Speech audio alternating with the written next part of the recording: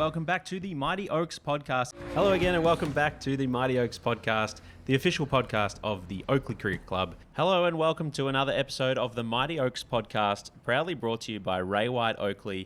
Hello and welcome back to the Mighty Oaks podcast. Hello again and welcome to episode 2 of the Mighty Oaks podcast. Hello and welcome to the final episode of the Mighty Oaks podcast for season 23-24. I'm joined by some very special guests tonight, but before we get to them, I want to once again thank the sponsor of the podcast across the season, Ray White Oakleigh, a proud sponsor of the Oakleigh Cricket Club and now the podcast. So thank you, Ray White.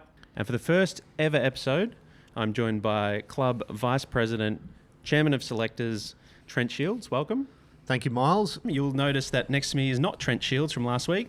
I welcome Jeff Bigman Latham to the podcast. Welcome. Thank you very much, Miles. Good to be here. And welcoming for the first time, another new co-host for the Mighty Oaks podcast, James Ben. Welcome. Thanks, Miles. Yeah, it's great to be here. Happy New Year to you both. Hope you had a good Christmas. Also would like to welcome Matt Girolami, the club's social media manager and a 10-year OCC member. Welcome, Matt. Thank you very much. Back for his second episode, back by popular demand, maybe, Jeff Latham. Welcome back. Maybe. Again, as co-host, Jimmy Ben. Welcome back. G'day, guys. Great to be back. Finals time. How good? Life member of the club and current chairman of selectors, Trent Shields. Welcome back. Thank you, Miles. Always a pleasure. Matt Girolami. Welcome back, Matt, from Noosa. Yes. We had a great time up there. A little mid-season trip. Yeah, a little mid-season trip. And it's time for our first recurring co-host segment, Trent's Top 5. Take it away, Trent. Excellent. Thanks, Miles. There was a bit of flack that I copped about not ranking my top 5 in order. Actually, I agree with that. So this time, I have ranked them. Good. There will be a 5-1 countdown, putting together the top 5 clashes between Caulfield and Oakleigh in our storied history. And we're back with Trent for another edition of Trent's Top 5. Take it away, Trent. Top 5. We've gone with a culinary theme again this week. A traditional favourite of cricketers, the afternoon teas. So this is opposition top 5 afternoon teas. Trent's Top 5.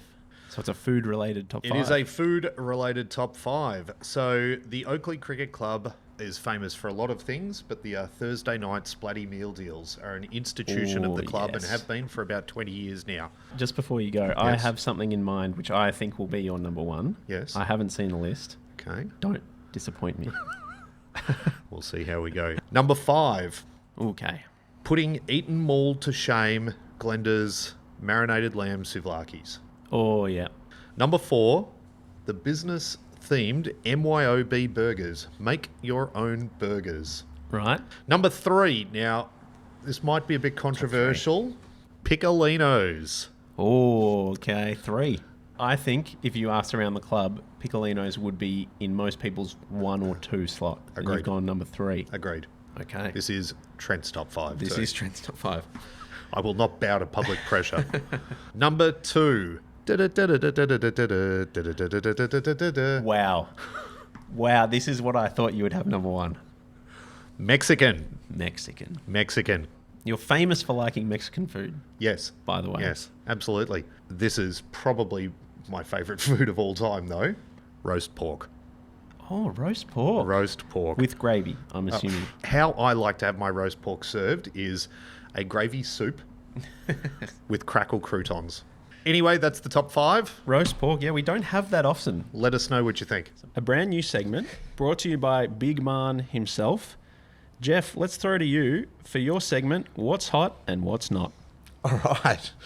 What a great intro. Yes, what's hot and what's not. I'll go through something that's hot around the club, something that's exciting and something that's a little bit less or lacking some fun and excitement around the club. What's hot is the Thursday night splatty meal deal. That's definitely hot every Thursday night. That is so hot. Get down. Strong start. Everyone's invited. What's not is the frog box issues we've been having live streaming our games at Warrawee. First 11 game. That's an interesting there was a bit of a experience. mix-up on the weekend. We're working on it. What's hot is seeing some young fellas come through the grades, like we spoke about in the 2s. We've got Matty Tyson and Tom Ison dominating with the ball. Ayush has come up to the 1s and killing it as well. Mm-hmm. Really good to see some youth coming through and progressing through the grades. What's not hot is the pesky fines masters who pop me for stuff all. I had a couple mates that came down on the weekend, came to sit up in the grandstand. Came to support you, came to watch you game. Came into the grandstand where we sit when we're batting, all right?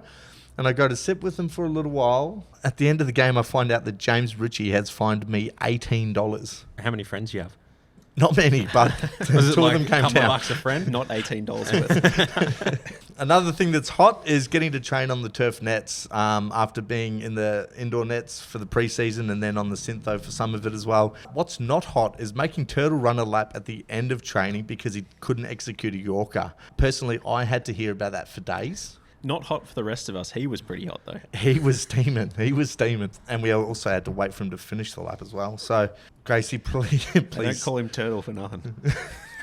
What's hot is the coaching unit. Gracie and Half are doing a great job. They're bringing a lot of new ideas to the group. What's not hot is Gracie pulling the boys in for 15 minutes post the warm-up so that we cool down while he's delivering his message. Great messages.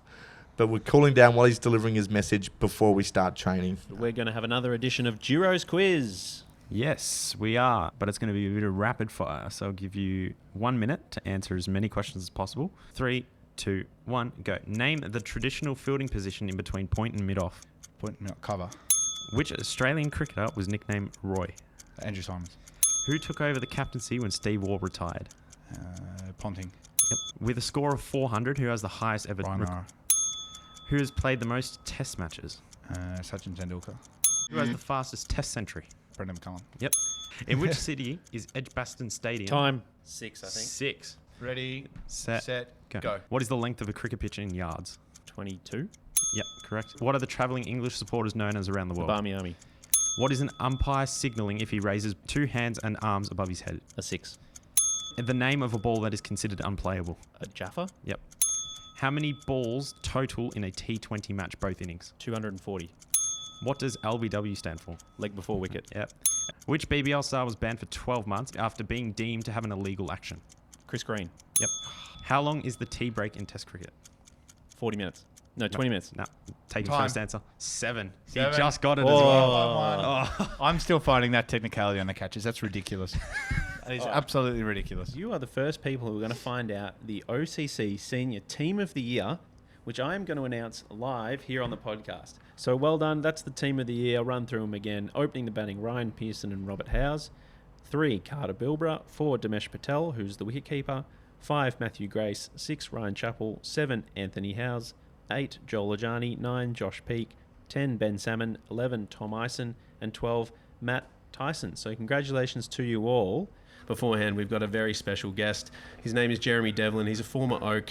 Welcome to the Mighty Oaks podcast, Jez. Thanks for coming in. Thanks, Miles. Absolute pleasure to be here. Always good to be back at the club with you guys. And you're here to promote the Run for Rob, a charity run for our great mate Rob McCarthy. Rob had some mental health issues growing up. He went through some really difficult times, especially as a teenager. When he was up and going, he was one of the most fun people to ever be around, I'd say. So, yeah, unfortunately, he lost his battle with depression and took his own life in 2019.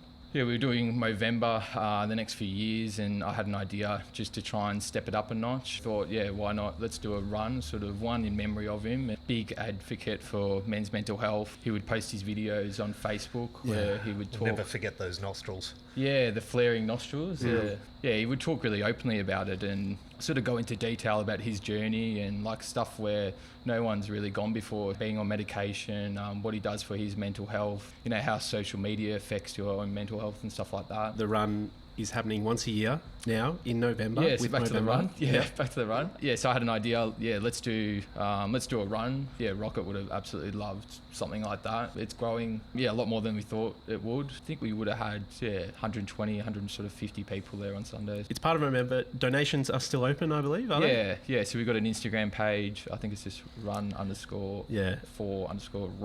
At Run for Rob. We wanted to throw our support behind Run for Rob. Well done for organising it. 3 years down, and I'm sure it'll be bigger and better than ever next year. Absolutely. So that's the Toyota Good for Cricket raffle. You've probably heard it advertised if you've been watching the test matches and the Big Bash on TV. They talk about it there. The club can really gain some money from that. So we'll be selling those tickets over the next few weeks. The OCC Beer Pong and Karaoke Night, which is this Saturday night, the 19th.